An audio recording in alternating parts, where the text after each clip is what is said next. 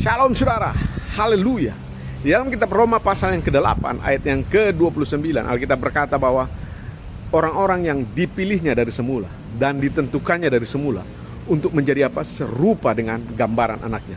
Saya mau titik beratkan kepada orang-orang yang dipilihnya dari semula, bahwa kita memang dipilih Tuhan dari semula. Nah saudara, yang dimaksud dengan dipilih dari semula bukan dipilih untuk masuk surga. Ini kebanyakan pemahaman orang yang salah. Tapi Roma pasal yang ke-8, Rasul Paulus sedang mengingatkan kepada jemaat-jemaat di Roma, dipilih dari semula artinya kembali kepada Kejadian 1 ayat 26, bahwa kita itu dipilih oleh Tuhan untuk mengerjakan tujuan kekalnya Tuhan. Kejadian 1 ayat 26 berkata bahwa baiklah kita menjadikan manusia menurut gambar dan rupa kita, supaya mereka berkuasa atas ikan-ikan laut, burung di udara, atas binatang melata di darat. Itu terjadi di mana? Di bumi. Jadi orang-orang yang dipilih oleh Tuhan dari semula itu adalah orang-orang yang akan mengerjakan tujuan-tujuan Tuhan, tujuan kekal Tuhan.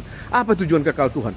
Tujuan kekal Tuhan bukan membawa saudara dari bumi ini ke sorga. Saya percaya kita akan masuk sorga, tapi tujuan Tuhan bukan membawa kita ke sorga, tapi tujuan kekal Tuhan dari awal. Mengacu dari kitab Kejadian 1:26. Karena kita adalah orang yang dipilih dari semula, berarti saudara-saudara, tugas dan tanggung jawab kita yang merupakan tujuan kekal Tuhan buat kita adalah dalam keserupaan dengan Tuhan, kita memerintah, kita melayani, kita mengelola apa yang Tuhan sudah percayakan saudara. Jadi kita adalah orang-orang yang dipilih.